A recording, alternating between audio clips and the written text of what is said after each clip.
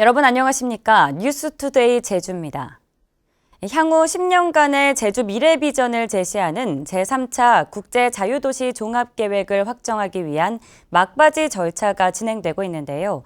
도의회 현안 보고에서 의원들은 제주도민의 삶의 질을 높이기 위한 보완책을 요구한 반면 제주도는 연내 고시 입장을 강조했습니다. 송원일 기자가 보도합니다. 10년 단위로 제주의 미래 비전과 실현 방법을 제시하는 최상위 법정 계획인 제3차 국제자유도시 종합계획. 사람과 자연이 공존하는 스마트 사회 제주를 비전으로 향후 10년간 18개 핵심 사업과 110개 전략 사업에 16조 원이 투입됩니다. 그동안 많은 논란과 수정 작업을 거쳐 나온 최종안에 대해 도의원들은 여전히 도민의 삶의 질을 높이기 위한 대안이 미흡하다고 지적했습니다.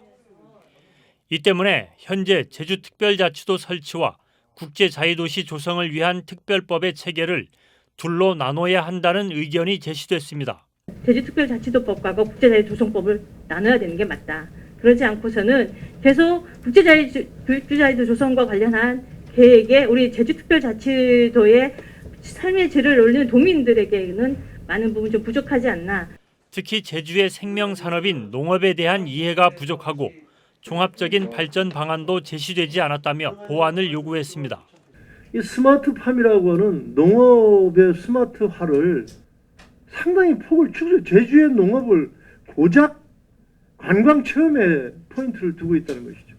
기본적인 인식부터 좀 바꿔 담았으면 좋겠다.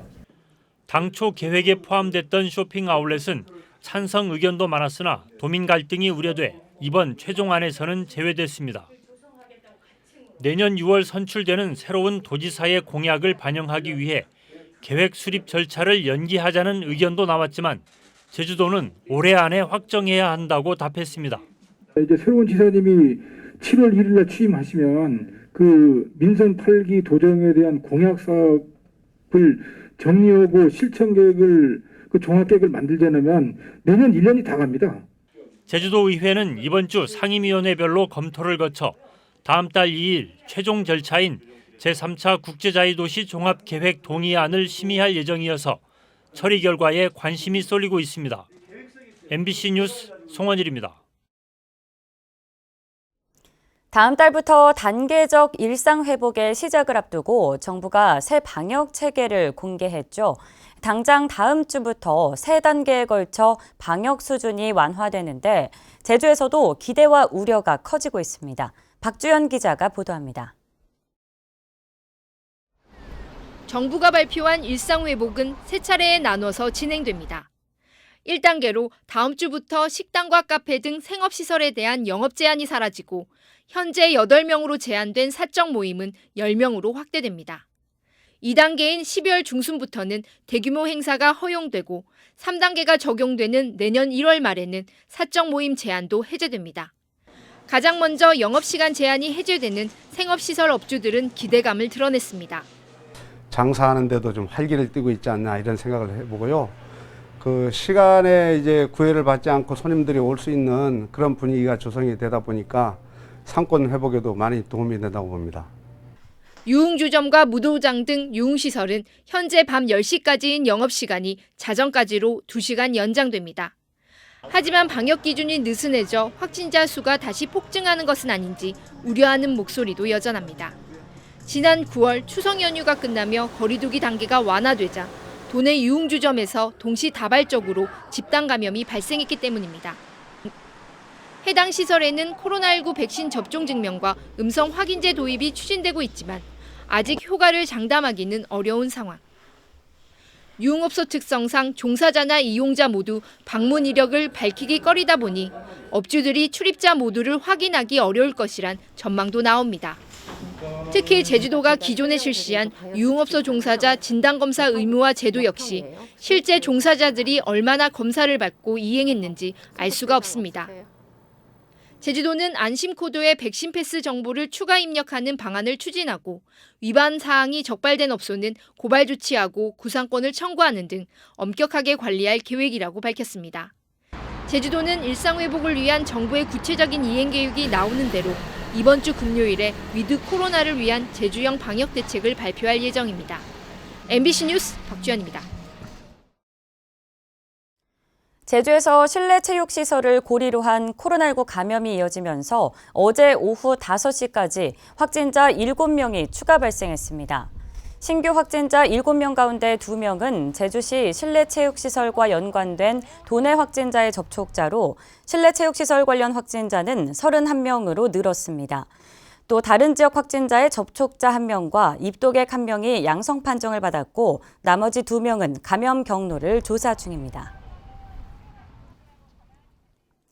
제주 MBC가 보도한 백신 5접종 사고와 관련해 해당 의원의 경고 처분이 내려졌습니다. 제주 서부보건소는 지난 20일 모더나 백신 2차 접종 대상자 9명에게 아스트라제네카 백신을 접종한 제주 시내 위탁 의료기관인 A 의원의 경고 처분을 내리고 전 직원 대상 백신 접종 교육을 지시했습니다. 방역당국은 해당 의원에서 백신별로 접종 대상자를 분류했지만 간호사가 비슷한 색깔의 백신병을 착각해 5접종한 것으로 파악하고 3차례 이상 경고가 누적되면 위탁의료기관 지정을 해제할 계획입니다.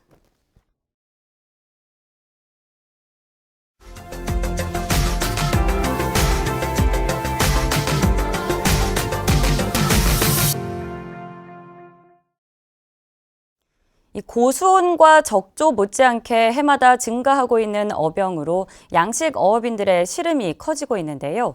경상남도가 어병과의 전쟁을 위해 전국 최초로 물고기 이동병원 운영에 들어갔습니다. MBC 경남 서윤식 기자가 현장을 다녀왔습니다. 지난 여름 고수온으로 대규모 폐사가 발생한 남해안의 한 양식장. 최근 수온이 크게 떨어졌는데도 물고기가 죽은 채 떠오르고 있습니다. 상당수는 면역력 저하의 어병이 겹쳐 폐사에 이른 겁니다. 이처럼 어병으로 양식 어민들의 고통이 커지자 경상남도가 외딴 섬의 양식장을 찾아가는 이동병원 운영을 시작했습니다. 장기 쪽에 이상이 있는가 그걸 몰랐어. 지금 검사를 한번 해봐야 돼. 양식장 좌대가 순식간에 검진실로 변합니다. 공수산 질병관리사들은 보시는 것처럼 현장에서 물고기를 수거해 질병 감염 여부 진단과 처방을 내립니다. 선생님이 보니까 우리 고기가 치료가 되겠다 싶습니다. 그래서 제가 통영도 안 가고 기다리고 있으십니다. 지난해 질병으로 인한 양식 어종 폐사율은 품종별로 20%에서 60%에 이릅니다. 특히 세균성 감염과 같은 단순 어병에서 최근엔 집단 폐사를 유발하는 복합 감염성 질병이 확산하면서 어민들이 경험만으로 대처하기엔 역부족입니다. 질병 관리에 의한 의료 폐사가 지속적으로 발생하고 있기 때문에 접근성이 취약한 양식장의 질병 사각지대 해소와 신속한 방역 조치로 전국 최초로 시도된 바다 물고기 이동 병원이 신속한 방역과 안전한 수산 먹거리 생산에 이바지할지 기대를 모으고 있습니다. MBC 뉴스 서윤식입니다. 육아는 엄마 아빠가 함께할 몫이라면서 최근 아빠들의 육아휴직이 권장되는 분위기인데요. 충북 청주에서는 지자체가 현금을 줘서라도 아빠들 육아휴직 좀 보내자는 제안이 의회 공식 안건에 올랐습니다. MBC 충북 심충만 기자입니다. 청주시가 돈을 풀어서라도 아빠들 육아휴직 좀 보내자는 제안이 의회 테이블에 올랐습니다. 박완희 의원 발의로 66회 청주시 의회 임시회에 안건으로 상정됐고 낯선 조례를 마주한 복지교육위원회는 당장의 가부 결정을 미루는 계속 심사를 결정했습니다. 계속 심사하고자 하는데 이의 없습니까? 네, 이의가 없으므로 직장 때문에 육아 못한다는 직장인 아빠들의 육아휴직을 유도하기 위해 청주시가 월 30만 원씩 석 달을 지원하는 게 핵심입니다.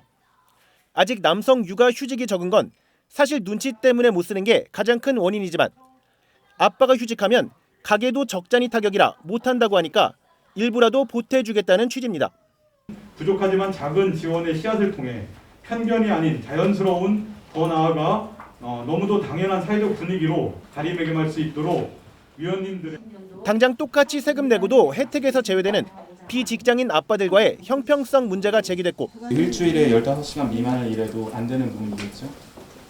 그리고 뭐 별정 우체국 직원분들도 제외 대상일 거고요. 그런 아버지들께서는 어떻게 생각을 할까요? 혹시 공유해 보셨어요? 청주시도 재정 부담을 이유로 반대 입장을 공식화해 쉽게 날 결론은 아닙니다. 발의자는 지난해 청주 전체 남성 육아휴직자 450명을 근거로 4년간 16억 원을 추계했는데 청주시는 이보다 3배 이상을 보고 있습니다. 평균 증가율이 한 35% 증가하는 걸로 알고 있고요. 요 증가 추세로 한다면 저희는 한 4년간 한 49억 정도 내지는 50억. 아빠 육아휴직 장려금 조례는 지난 2018년 서울 서초구를 시작으로 현재 15개 기초지자체에 제정돼 있습니다. MBC 뉴스 심충만입니다.